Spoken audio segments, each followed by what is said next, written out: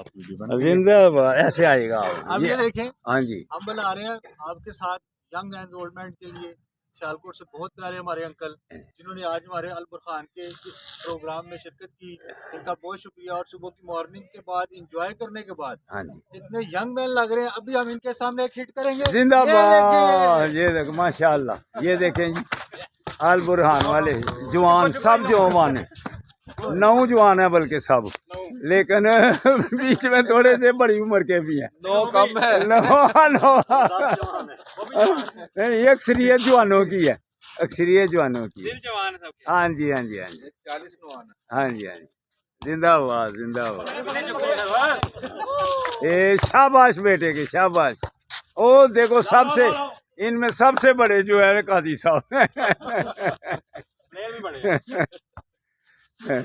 ठीक है जी, अल्लाह हाफिज, अल्लाह हाफिज, अल्लाह हाफिज।